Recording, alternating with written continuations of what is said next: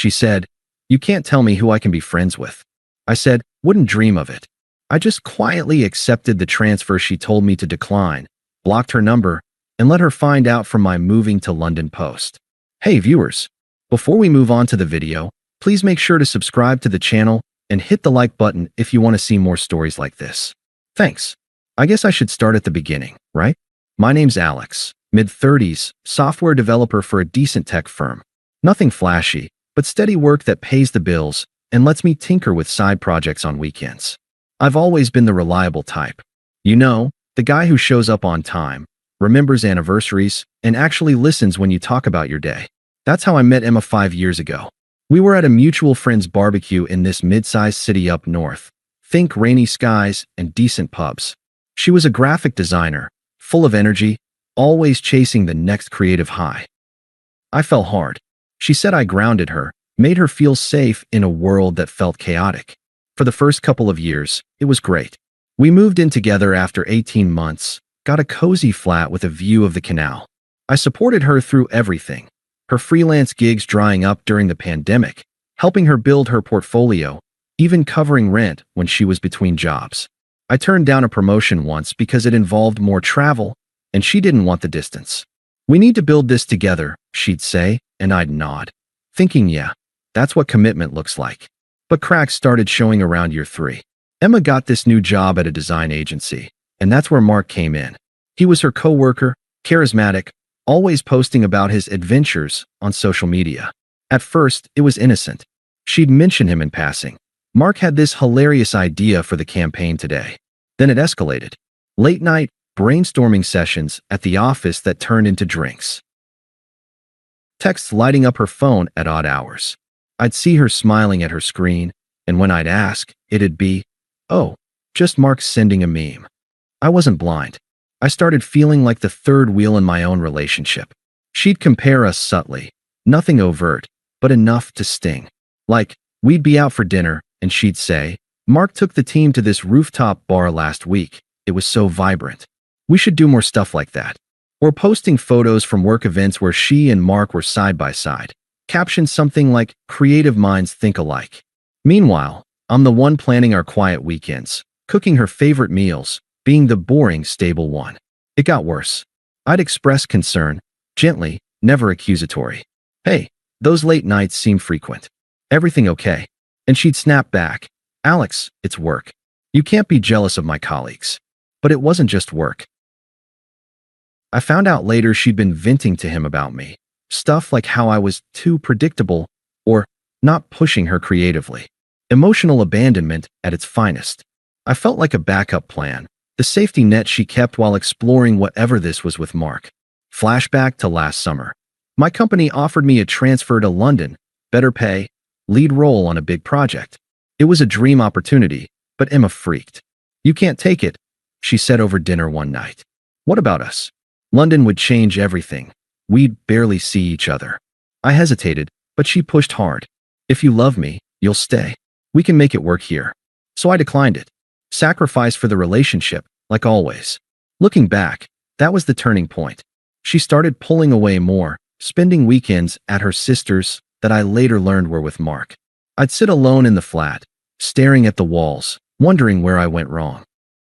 I gave up so much time, opportunities, even parts of myself, to make her happy. And for what? To be treated like an afterthought. The disrespect piled on. She'd leave her laptop open sometimes, and I'd glimpse chats, flirty emojis, inside jokes that excluded me. One night, I couldn't take it. I said, "Emma, this friendship with Mark feels off. It's hurting us." Her response? Eyes rolling. "You're overreacting. It's platonic." But deep down, I knew it wasn't. The confusion ate at me. Nights lying awake, replaying conversations, feeling undeservedly sidelined. I didn't yell or demand. I just internalized it, hoping it'd pass. Spoiler, it didn't. Things hit a boiling point about 6 months ago. I'd been suspicious for weeks. Emma coming home smelling like cologne that wasn't mine, her phone glued to her hand, notifications silenced around me. Then one evening, I borrowed her tablet to check a recipe, and boom, open chat with Mark. Not just flirty, full-on emotional affair, at minimum. Messages like, Can't wait to escape this weekend, and Alex doesn't get it like you do. There were hints of physical stuff too, references to last night's kiss that made my stomach drop. I didn't explode. I waited until she got home, sat her down on the couch, and laid it out calmly. Emma, I saw the messages. What's going on with Mark? She didn't even deny it at first. Just crossed her arms, that smug look creeping in. So you snooped? That's mature, Alex. I wasn't snooping. It was open. But that's not the point. This looks like more than friendship. She leaned back, sighing dramatically. Fine. Mark and we've gotten close. He's been there for me when you've been distant. Distant? I've been right here, supporting you. Yeah, but emotionally? You don't challenge me. Mark does. He pushes me to be better, creatively. With you, it's just comfortable. Boring, even. Her words hit like a gut punch, but I kept my cool. So you're saying you've been cheating? It's not cheating if it's just emotional. And anyway, you can't tell me who I can be friends with. I'm my own person. Emotional? Those messages say otherwise. She waved it off. Whatever. A kiss or two doesn't mean anything. It's not like we're married. I need space to figure things out. Figure things out? While living here on my dime. Her eyes narrowed, that dismissive tone kicking in. Oh, please. You've always been the provider type. But Mark? He's ambitious. He's got plans, travel, starting his own agency. You're content with your 9 to 5. I deserve more than that. I sat there, processing her twisted logic. She was justifying betrayal by painting me as the villain for being stable. So what now? You're leaving? Yeah, I think so. I'll stay with Mark for a bit. We can sort the flat later. She stood up, grabbing her bag like it was no big deal. And that transfer offer? The one they renewed last week? Decline it. If you take it, it'll just complicate things more. We might still work this out if you stay and change. Change. Be more exciting. Less controlling. I nodded slowly, not arguing. Wouldn't dream of telling you who to be friends with. She smirked. Good. At least you're reasonable about that. Then she walked out, door clicking shut behind her. That night, I didn't sleep. The unfairness gnawed at me. Years of loyalty, sacrifices like turning down that first transfer, all tossed aside. She'd humiliated me, made me feel like a placeholder. But the real kicker came a few days later. She called, must have been from Mark's place. Alex? Just checking in. You okay? I'm fine. Good. Listen, I was thinking, maybe this is for the best. You'll find someone who appreciates your simplicity. Simplicity? Yeah. Not everyone wants adventure. But me? I do. Mark gets that. He took me to this underground art show last night. Mind-blowing. You'd hate it. Right? And don't worry about the rent. I'll Venmo my share eventually. Oh, and block my number if you want. But let's keep it civil for mutual friends. Her voice was so casual, like she was discussing weather. The hypocrisy burned. She'd used my stability while chasing thrills, and now twisted it to make me the problem. Anything else? Nope. Just don't do anything stupid like taking that London job out of spite. It'd make you look petty. I hung up without responding. The silence after was deafening. I paced the flat, replaying her excuses. It's not cheating. You don't challenge me. I deserve more. It felt outrageous, undeserved. I'd been loyal to a fault, and this was the thanks? Confusion swirled. Had I really been that blind? But amid the hurt, a quiet resolve started forming. I wouldn't beg or confront. I'd just detach. Days blurred into a haze. I went to work on autopilot, ignoring texts from mutual friends asking what happened. Emma posted subtly online, a vague story about new beginnings with a photo of her and Mark at some cafe. It stung, seeing her publicly move on while I licked my wounds. I sat with the betrayal, the emotional abandonment, letting it breathe. No rash decisions. Just processing the silence, the unfairness of it all. The next morning after that call, I made my move. No drama, no announcements. I emailed HR at work, reconsidering the London transfer. Available immediately. They jumped on it. Within days, it was approved. Better salary, central office, the works. I started packing quietly, sorting through our stuff. Her things went into boxes in the spare room, mine into suitcases. I didn't tell a soul.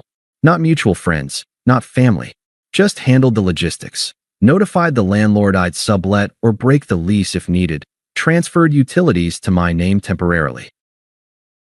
Then, The big one, I blocked her number. Socials too. Clean cut. No farewell message. No good luck. Just gone.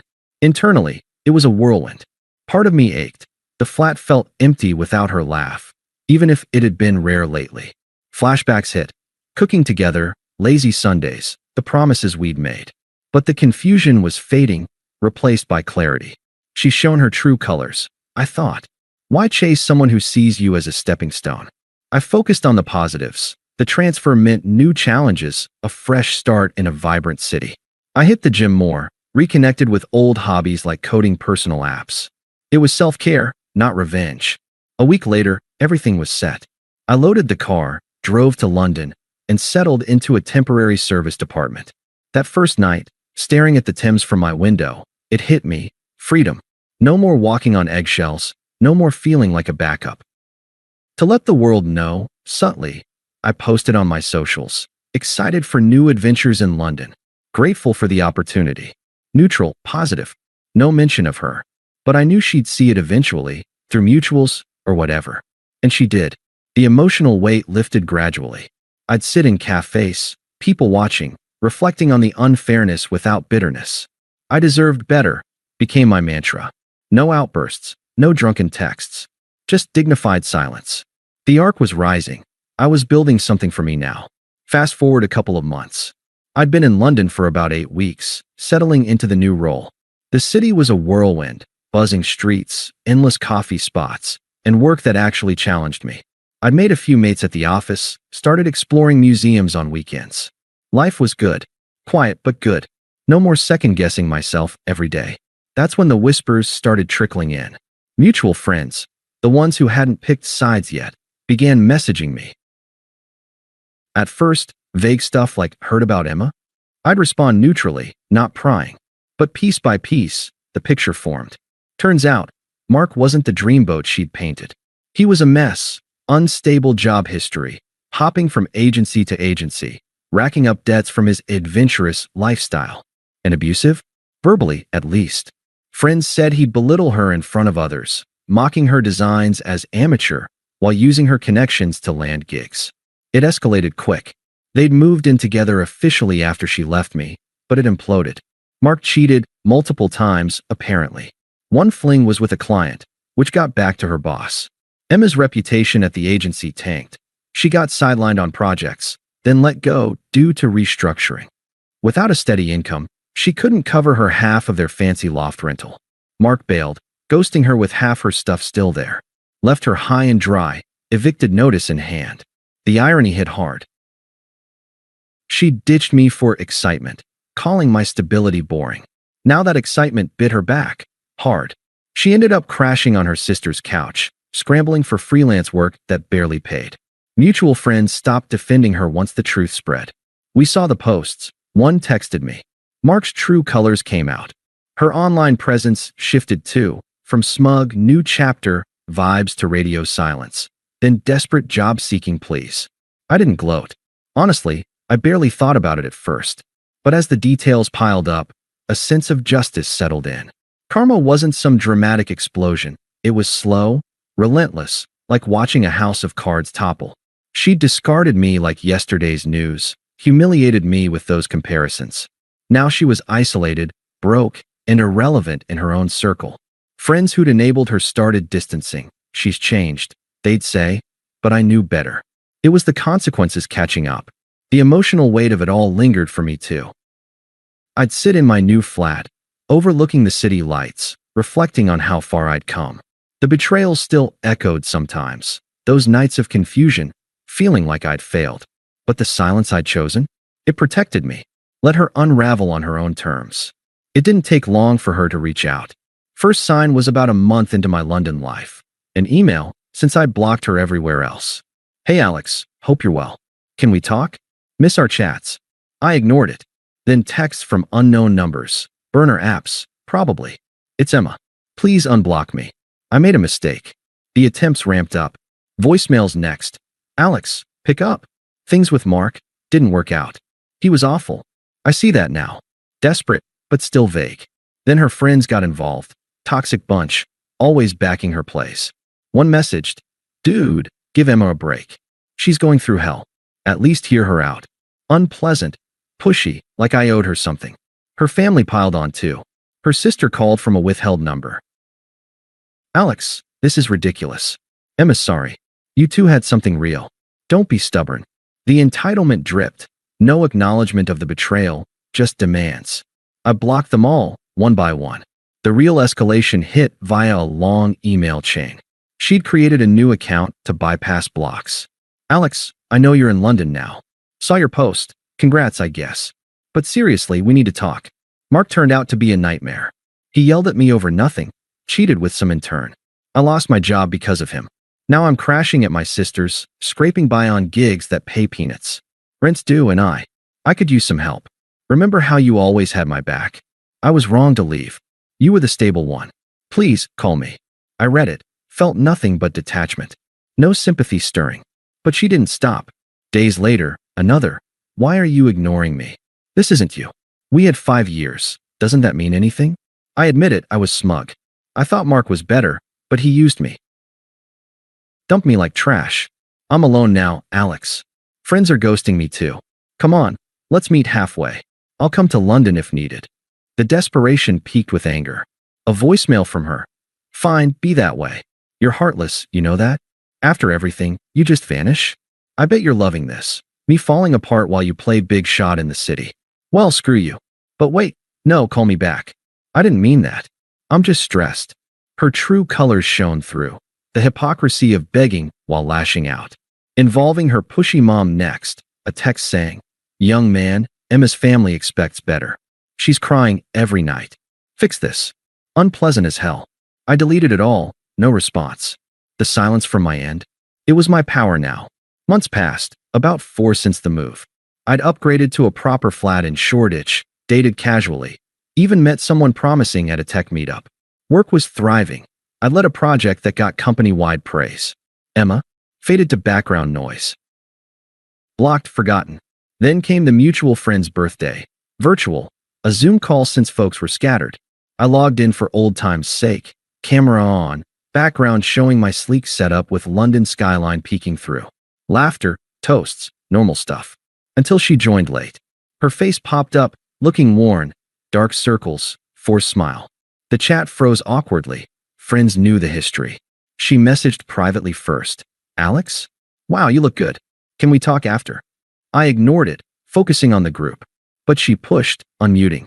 Hey everyone, great to see you all. Alex, congrats on London. Looks amazing. Thanks, I said flatly, keeping it brief. The call wrapped, but she lingered, requesting a breakout room. Friends awkwardly approved, probably hoping for closure. It was just us. Alex, thank God. I've been trying to reach you forever. I know.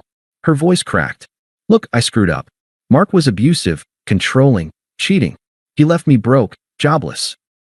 I'm in therapy now, trying to rebuild. But I miss us. You were always so steady. Can we try again? I'll move to London. Whatever it takes. I leaned back, calm. Emma, that ship sailed. But why? I was wrong. I see that.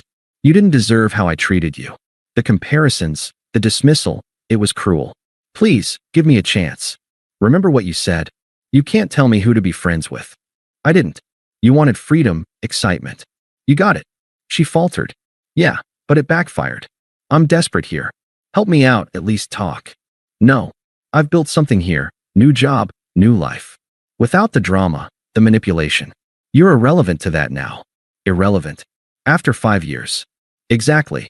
Those years taught me what I don't want. Stability isn't boring, it's foundation. You've got your own path, figure it out. Tears welled up. You're cold. I thought you'd care. I did once. Not anymore. She hung up, screen going black. The reversal hit her square, me thriving, her desperate. Friends messaged later. That was intense. You're better off. I agreed. Update, it's been weeks. No more attempts. I've moved on completely, like she never existed. If you're reading this, Emma, good luck. But don't reach out. To everyone else, sometimes, walking away is the best revenge. Thanks for watching.